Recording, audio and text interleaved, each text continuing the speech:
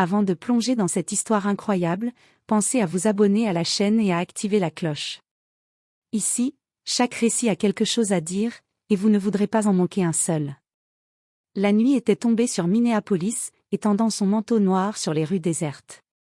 La neige tombait en flocons légers mais persistants, recouvrant les trottoirs d'un tapis blanc glacial. Le vent sifflait entre les bâtiments, mordant la peau et faisant trembler ceux qui osaient s'aventurer dehors.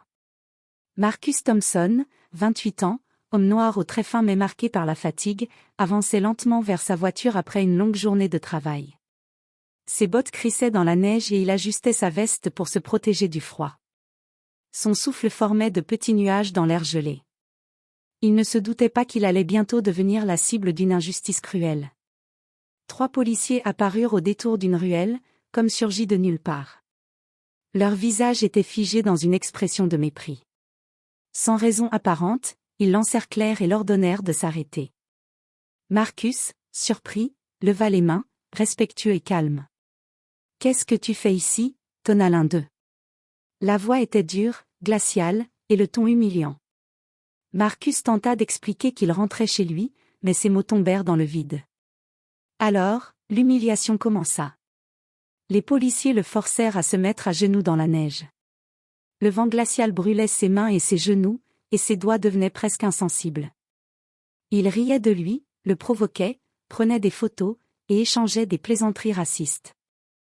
Marcus sentit la colère bouillonner en lui, mais il savait qu'il ne pouvait pas se défendre dans l'instant. La peur et le froid le clouaient sur place.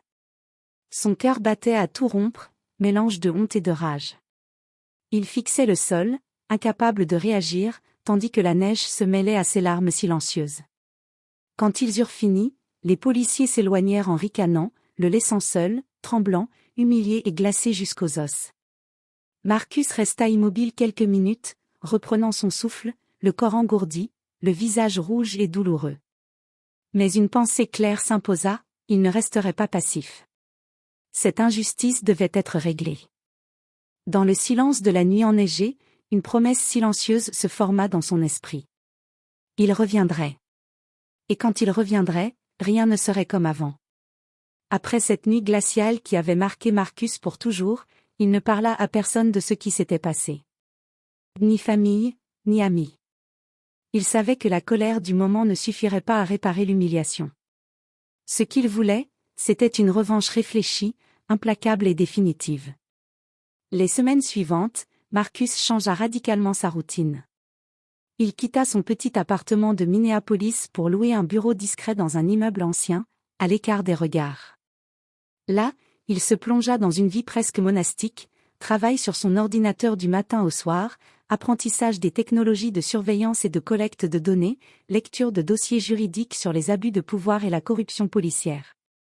Chaque soir, il revivait mentalement la scène dans la neige, notant dans un carnet chaque détail, la façon dont le vent le frappait, les mots humiliants qu'ils avaient prononcés, les expressions sur leur visage.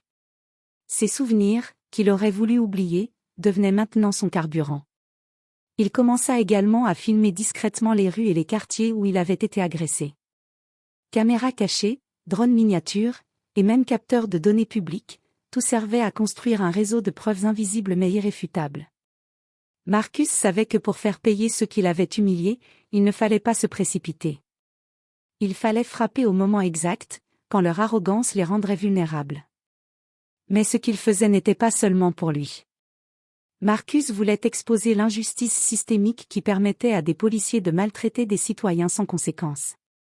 Sa revanche serait double, personnelle et publique. Et dans l'ombre de ce bureau solitaire, chaque nuit, il se répétait. Ils m'ont cru faible. Ils m'ont cru silencieux. Mais bientôt, ils verront que je ne suis pas seulement un homme froid dans la neige. Je suis l'homme qui les surprendra.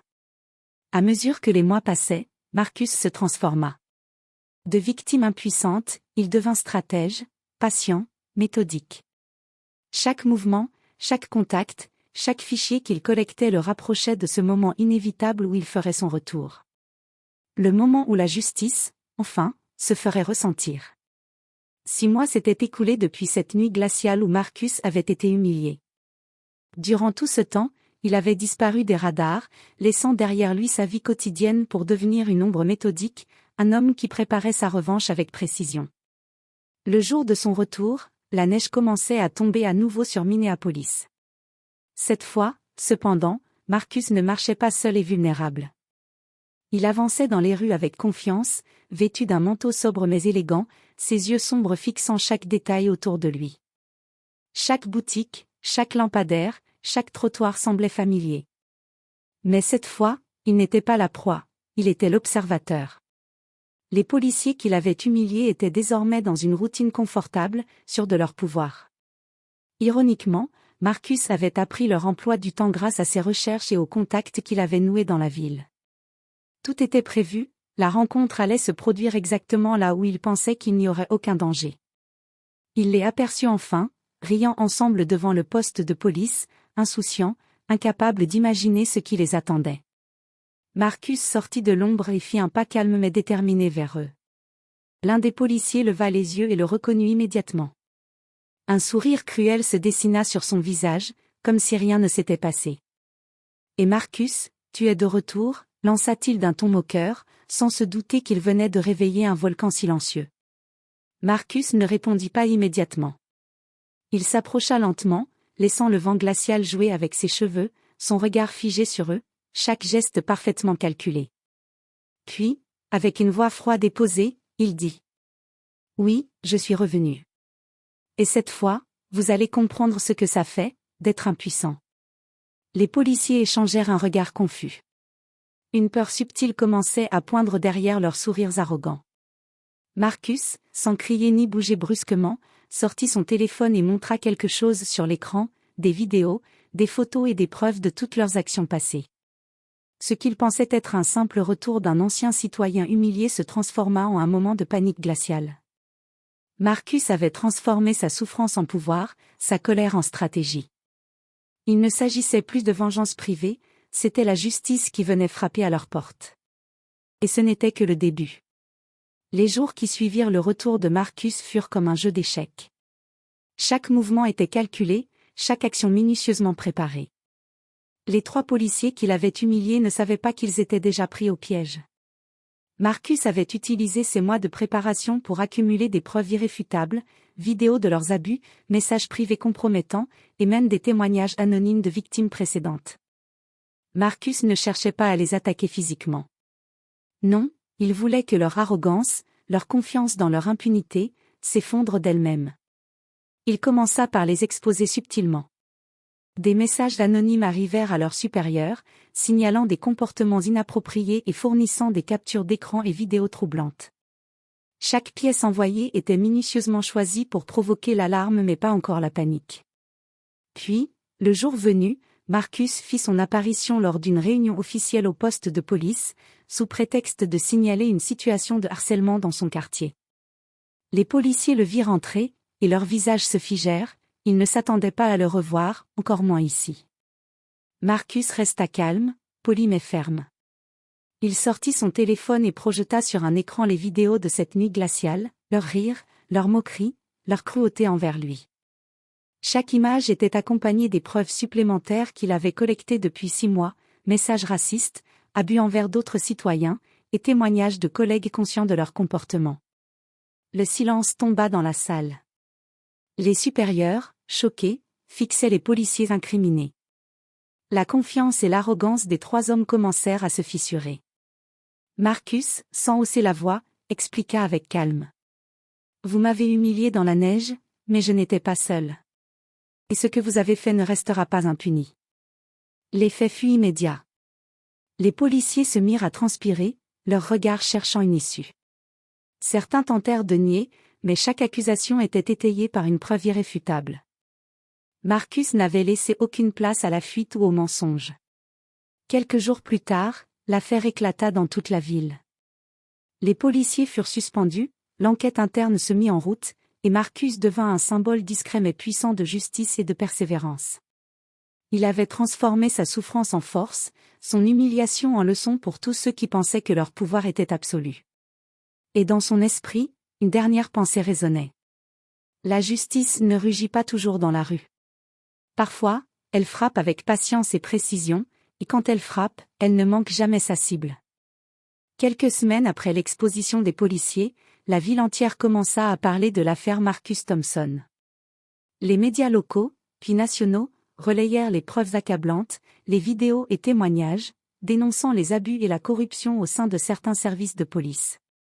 Marcus, qui avait toujours agi dans l'ombre, se retrouva malgré lui au centre d'une tempête médiatique.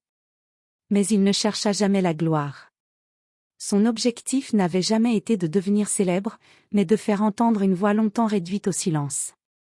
Ses actions avaient un effet boule de neige, des enquêtes furent ouvertes, d'autres policiers furent mis en cause pour des comportements similaires, et des mesures de contrôle et de transparence furent promises par la direction de la police. Pour Marcus, ce fut un mélange de soulagement et de libération. Il n'était plus la victime impuissante dans la neige, tremblant et humilié. Il était devenu un symbole de courage, de patience et de justice méthodique. Ses relations personnelles se renforcèrent également, ses amis et sa famille virent en lui non seulement un survivant, mais un homme capable de transformer sa douleur en force constructive. Un soir, alors qu'il marchait dans le même quartier où il avait été humilié, la neige tombant doucement autour de lui, Marcus sentit une paix nouvelle l'envahir. Le froid n'était plus un ennemi, il symbolisait désormais le souvenir d'une épreuve surmontée. Il pensa aux policiers, suspendus et en pleine enquête interne, et un léger sourire se dessina sur son visage. La revanche n'avait pas été violente, mais elle avait été parfaite. Chaque détail de sa planification avait porté ses fruits. Dans sa tête résonna cette pensée. Ils ont cru qu'ils pouvaient me briser, mais c'est moi qui ai changé la règle du jeu. Et maintenant, rien ni personne ne pourra me faire plier. Marcus continua sa marche, la neige crissant sous ses pas. Le passé était derrière lui, la justice avait été rendue, et un nouveau chapitre de sa vie s'ouvrait, libre, fort et déterminé à transformer chaque injustice en force et action. La ville, elle, avait appris une leçon importante. La peur et le pouvoir ne durent jamais contre la patience, la stratégie et la vérité.